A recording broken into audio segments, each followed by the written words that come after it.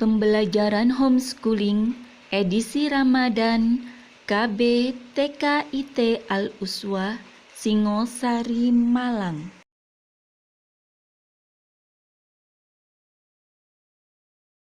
Sahur, sahur, dung dung dung.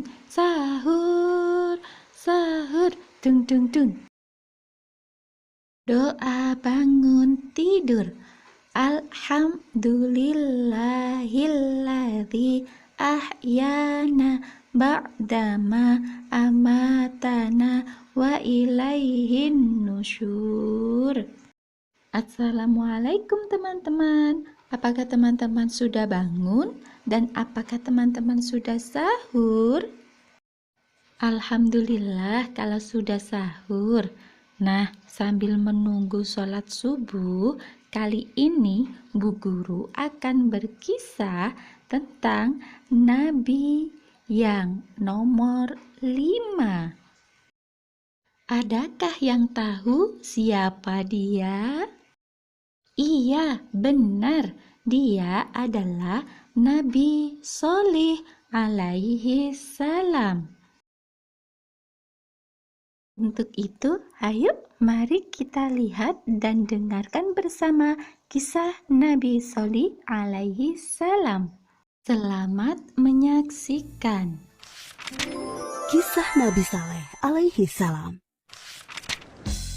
Setelah Nabi Hud, keluarga serta pengikutnya hijrah ke Hadramaut, mereka membentuk kehidupan baru di sana dalam suasana keimanan yang tinggi. Sebagian anak keturunan mereka bermigrasi ke utara, ke daerah Hijaz.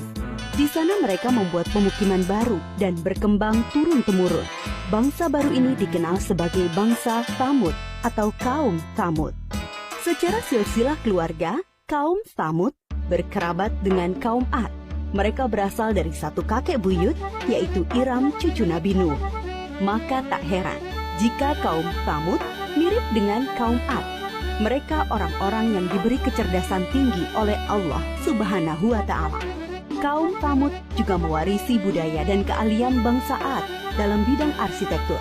Mereka membuat bangunan megah di tanah datar dan membuat gunung-gunung untuk dijadikan rumah. Kaum Tsamud sangat mahir dalam ilmu pahat. Mereka membuat relief-relief yang indah.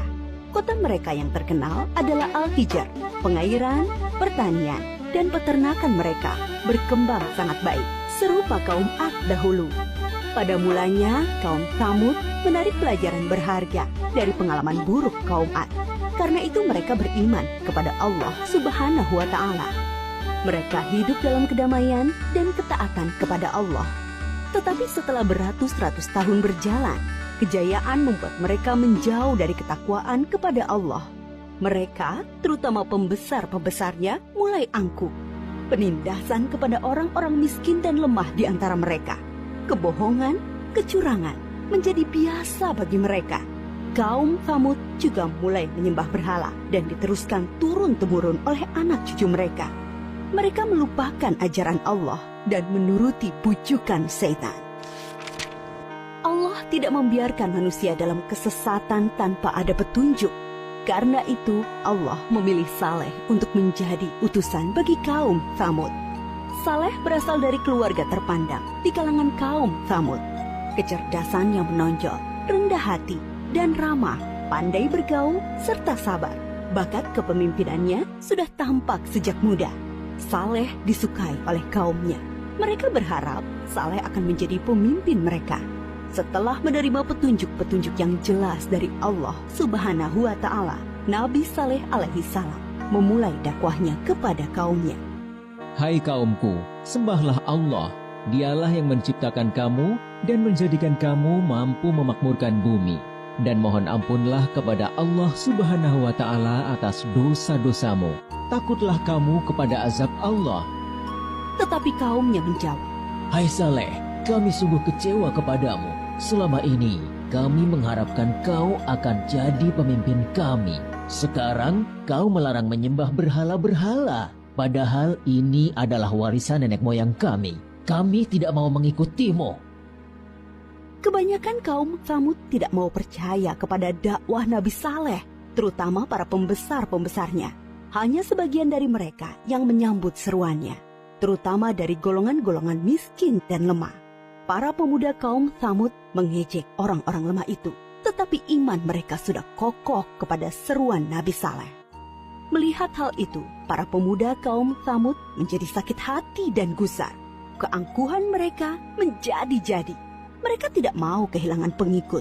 Mereka ingin Nabi Saleh tidak mempunyai pengikut sama sekali. Mereka berusaha agar orang-orang beriman itu meninggalkan Nabi Saleh dan kembali menyembah berhala mengikuti mereka. Kemudian mereka menantang Nabi Saleh untuk mendatangkan mukjizat. Mereka berpikir tentulah Nabi Saleh tidak bisa memenuhinya, dan jatuhlah wibawahnya di mata para pengikutnya. Dengan demikian, orang-orang beriman itu akan meninggalkan Nabi Saleh. Hai Saleh, jika kau benar seorang nabi, perlihatkan kepada kami mukjizat. Kalau tidak, tentulah engkau pembohong. Nabi Saleh menjawab, Akan kutunjukkan kepadamu suatu mukjizat, tapi dengan syarat, kalian harus mengikutiku menyembah Allah. mereka menuju Bukit Berbatu. Nabi Saleh memohon kepada Allah dengan penuh kesungguhan supaya diberi mukjizat. Dari dalam batu besar keluarlah seekor unta yang sangat istimewa. Besar, gemuk, berbulu tebal, sangat bagus, dan hamil 10 bulan. Para pemuka kafir sangat terperanjat. Kaum Tsamud memang ahli dalam memahat batu. Tapi unta ini sungguh indah dan hidup, bukan patung pahatan dari batu. Nabi Saleh berkata, Inilah unta Allah, jangan kalian mengganggunya, supaya tidak turun azab atas kalian. Dia mempunyai giliran makan dan minum dengan kalian. Sehari biarkan dia minum dari sumber air. Sehari giliran kalian dan ternak kalian. unta itu bebas berkeliaran di pemukiman kaum Tsamud. Pada hari di mana unta itu minum dari sumber air mereka, semua ternak menyingkir seolah mempersilahkannya. Air susu unta itu cukup untuk memberi makan banyak orang setiap hari. Siapapun boleh memerahnya, tetapi tidak boleh mengganggunya. Tapi semua ini tidak menjadikan pemuda-pemuda Tsamud beriman kepada Allah dan Nabi Saleh. Sejak itu, pengaruh Nabi Saleh semakin besar. Bertambah kuat keyakinan orang yang beriman. Para pemuda Tsamud semakin cemas. Mereka takut wibawa mereka makin turun dan tidak mempunyai pengikut lagi. Maka mereka mengadakan rapat rahasia untuk menghentikan dakwah Nabi Saleh. Mereka sepakat untuk membunuh unta mukjizat itu. Para pemuda Tsamud menyuruh 9 orang untuk membunuh unta itu. Mereka ini adalah para penjahat yang dikenal berani dan kejam. Bersama-sama mereka membunuh unta. Ada yang memanah dan seorang menyembelihnya. Pemuda Tsamud mengumumkan pembunuhan unta itu dengan congkaknya. Mereka berpikir dakwah Nabi Saleh akan terganjal. Tentu banyak orang beriman yang akan meninggalkannya karena mukjizat yang sudah tidak ada. Masyarakat sangat sedih dan ketakutan mendengar kabar itu. Mereka sedih karena tidak bisa lagi minum air susu unta ajaib itu dan takut azab Allah akan benar datang menimpa mereka. Para pemuda Tsamud mendatangi Nabi Saleh dengan angkuh dan penuh rasa kemenangan. Hai Saleh, kami telah membunuh untamu. Datangkanlah azab yang kau ancamkan kepada kami. Kalau tidak, pasti kau pembohong besar. Kalian diberi waktu 3 hari untuk bersenang-senang di rumah kalian. Setelah itu, azab dari Allah pasti akan datang. Dengan penangguhan waktu 3 hari, diharapkan banyak orang yang menyesali dan bertaubat kepada Allah, serta menjadi orang yang beriman. Tetapi orang-orang kafir itu tetap dalam keangkuhannya. Mereka tidak mau beriman. Mereka malah menunggu-nunggu apa yang akan terjadi setelah 3 hari. Diam-diam mereka juga gelisah, takut kalau azab itu benar-benar datang. Akhirnya mereka merencanakan membunuh Nabi Saleh agar azab itu tidak jadi datang. Mereka mengutus kembali 9 orang yang telah membunuh unta untuk membunuh Nabi Saleh. Tetapi niat mereka digagalkan oleh Allah. Ke-9 orang itu mati ditimpa batu dari langit ketika menuju rumah Nabi Saleh. Nabi Saleh dan pengikutnya kemudian hijrah ke Palestina. Menjelang hari datangnya azab, Nabi Saleh sangat sedih meninggalkan Al-Hijr, membayangkan azab Allah akan menimpa kaum satu kampung halamannya. Aku telah menyampaikan kepada kalian ajaran Allah, tetapi kalian tidak menyukai kebenaran. Kemudian Nabi Saleh berangkat menuju Palestina bersama sekitar 110 pengikutnya.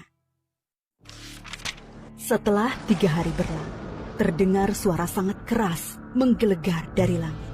Petir menyambar dan bumi berguncang karena gempa dahsyat. Semua orang kafir itu mati mengenaskan. Bangunan yang mereka banggakan banyak yang ambruk. Binasalah kaum Tsamud yang durhaka.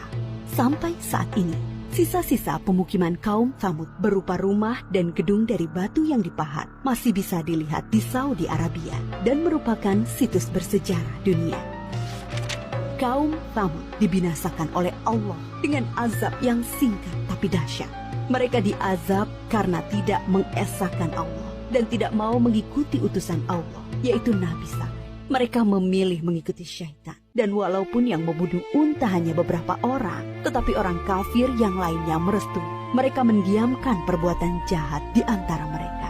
Kisah kaum Tsamud mengajarkan kepada kita keharusan taat kepada Allah dan Rasul-Nya, serta pentingnya amar ma'ruf nahi mungkar dalam masyarakat, yaitu menyuruh kepada kebaikan dan melarang kemungkaran. Nah, teman-teman semua, itu tadi kisah Nabi Shalih alaihi salam. Semoga kita semua bisa mengambil pelajaran dari kisah tadi. Dan seperti biasa, ada beberapa pertanyaan untuk kalian jawab ya. Pertanyaan pertama, apa nama kaum Nabi Shalih alaihi salam?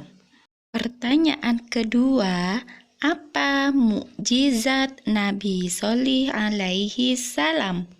Pertanyaan ketiga, siapa yang membunuh unta Nabi Shalih alaihi salam?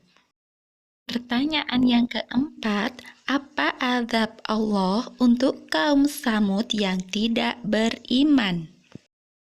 Dan sampai di sini dulu ya perjumpaan kita hari ini. Bu Guru akhiri, ila liqa ma'assalama, wassalamualaikum warahmatullahi wabarakatuh.